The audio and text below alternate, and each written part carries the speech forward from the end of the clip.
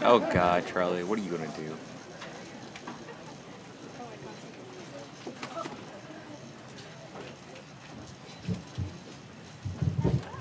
We have a little bit of supplement, so I think I'm just going to hold the microphone. I'm excited to stand here before you, my classmates, my peers, my teachers, and my guides. Over the last 4/10 of a decade, I've sat the morning meetings, I've endured the hallway stampedes, and I've witnessed my fair share of Tommy Bruce incidents. I've listened to Mr. Lodge's sayings, Miss Brown's corns, Mr. Johnson's arms. I've spent the last 4 years of my life at Davidson Day, and it has become a large part of my life, and it's shaped me into the person that I am, and the man I will become. My love for the school is not something, and the people who have held me close and raised me to higher steps is not something I will ever be able to embody in the words that I read and recite to you today. But I'm still going to try. I once read that what you need to know about the past is that no matter what has happened, it has all worked together to bring you to this very moment. And it made me think about how everything I went in high school has led me to this moment. All the variables, known and unknown, have led to this moment of me standing before you. But more on those variables later. I find it a little hard to believe that my mother's sarcastic comments helped, but hey, who am I to question the universe? I wouldn't be here without the help of my family, who have helped me not only put me through school, but have raised me in such a way that I will always be able to overcome any obstacle put in my path. My mother and my stepfather Philip have put me through school since I came to America with a combination of discipline, love, and making me stay at the dinner table to finish my green vegetables. My brother Alexander has taught me the importance of stopping to smell the roses, and he's grown up so much over the past 6 years and is one of the greatest joys of my life. I know that my parents will do just as good a job with him as they did with me, but they may have a tougher time getting him to eat his vegetables. I also want to thank my friends for all their help throughout high school. All their advice and support has carried me along all these years, and maybe inflated my ego a tad too much. So much. I love each and every one of them, and there are too many to name individually, but I want you all to know just how important you are to me. My teachers have served my guides and my guardians during my time at DDS, and each one has instilled a message within me that I will hold dear throughout my entire life and to live by that lesson. Like my friends, there are so many messages, and I lament that I cannot stand here and recite each message taught from each guide. But there are 3 lessons I would like to share with you today. First, with Miss Gertie. Where are you? There we go. First, with Miss Gertie. I'll never forget the performances we put on, and all the growth I've made since you first cast me as that drunken priest, all the way to the psychotic murdering king and one of the greatest minds of this era.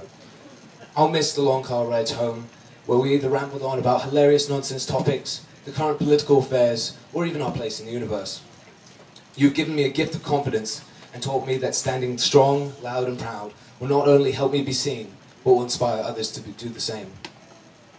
Mr. Metzler, where are you? I'll find you. Huh? Okay, whatever.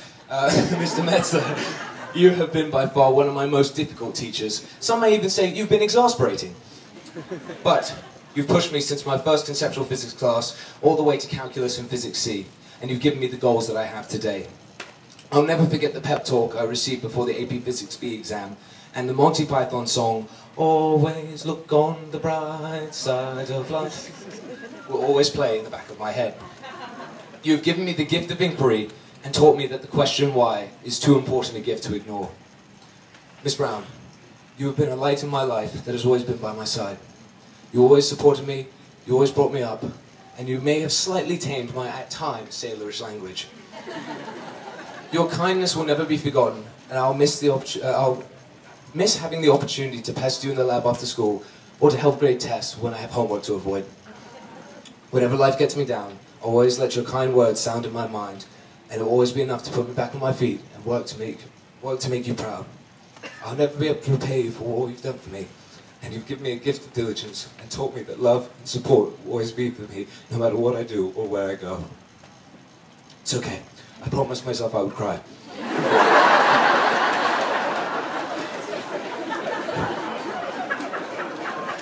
Now I turn to my fellow classmates of 2012. It's been some really great years spent with you, and I've seen additions to the class, and I've seen others leaving. I wanted to find some way of visualizing our class, and I thought, what better a way than math? In the words of Travis McLean, leave it to Charlie to find some way to use a calculator in a speech. I thought of several ways to describe our class. To start off our analysis, I wanted to calculate the probability that all of us would end up in the same class together. Why not our seniors, Greg, Natalie, Richard, or any of us? What's the chance of us all being here together for this glorious occasion? We have students from all over the world, ranging from as close to home as Charlotte or Davidson, all the way to New York, Canada, or those tea-sipping, wrong side of the road driving Brits. Our classmates could have come from anywhere in the world. Now, the population of the world, according to the US government census, is approximately 7.015 times 10 to the 9th. That's 7.015 billion people. Now, there are 22 members of our graduating class, so when you crunch all the numbers, like so, you come to a probability of 0.1124 times 10 to the negative 81. That's this number written here. And as you can see, that's a lot of zeros. In fact, if you had a nickel for every zero written up here, you would have 81 nickels. But all jokes aside, that's a tiny probability. In fact, the probability of winning the Powerball lottery jackpot is 5.707 times 10 to the negative 9th. That means you've got a better chance of winning the lottery 9 times back to back than having all 22 of us here together. Moving on to more of the physical statistics of our class. Using estimation to figure out the weights and heights of each student, I found that when you add the numbers together, the senior class of 2012 weighs 3,423 pounds, stands at 128 feet tall, and is about 350 years old. Now those are some funky numbers, so let's get some visuals. If all of us stood on top of each other's head, as so, we would stand taller than 2 King Kongs and come up to the shoulder height of Godzilla. I also wanted to compare us to the Empire State Building, but unfortunately, we didn't come up too far. We'd only reached about the 13th story and maybe give someone a bit of a fright.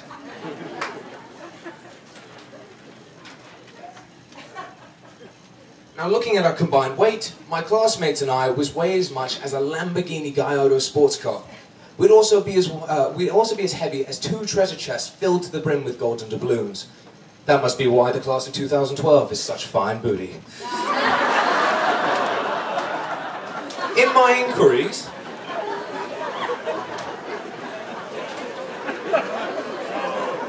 inquiries, I also discovered that the senior class of 2012 has the same mass of approximately 51,864 marshmallows.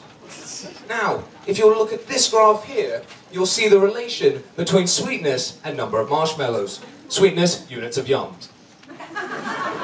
Now, at 51,000 marshmallows, you can tell that we are pretty dang sweet. And also, I'd like all of you to think about the fact that we are considerably heavier than any of our previous classes. And I'd like to say that we are the sweetest class ever to graduate from TDS.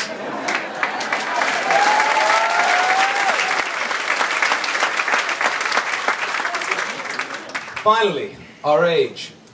If you put all of our years together into one person, that person would be about 350 years old and look slightly better than good old Mr. Smith.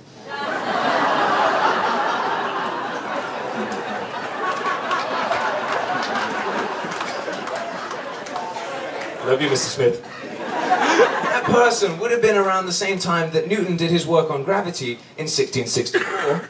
The Taj Mahal was finished in 1653, and the city of Boston was founded in 1630. Now that I'm done crunching all these numbers for our classmates, I'm sure I've left you wondering about the potential of what my classmates can do and where we'll go.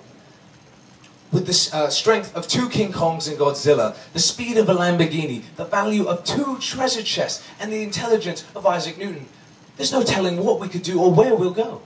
We may have the next president, the MVP for the NBA, a Super Bowl ring recipient, the cure of diseases and conditions of diabetes, cancers, or AIDS, someone who may even unlock the secrets of the universe and all that it contains sitting amongst us.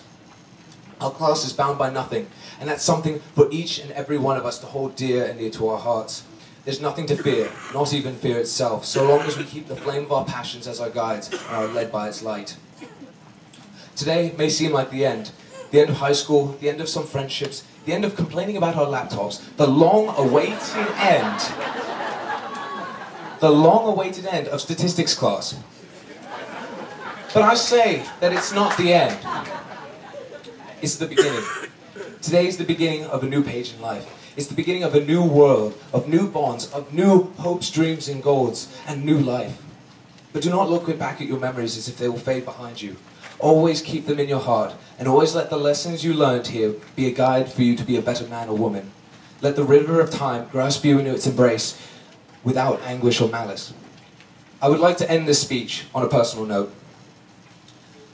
During my years here at Davidson Day, the teacher who's tolerated and endured a majority of my shenanigans and duplicity was by far Julie Brown. Miss Brown and I have this recurring joke between the two of us. If I were put in a scenario where I had to save Miss Brown or the Queen of England from an incoming vehicle, who would I save?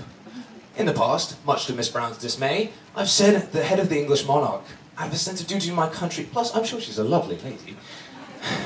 But recently, I've done a lot of soul-searching, meditation, and just realised how important you are to me, Miss Brown, and how big of a role you've played in my life, and I've come to the conclusion that I would in fact save you, Miss Brown. And with that, I say thank you to my classmates, and I wish you all the success in your endeavours. Thank you.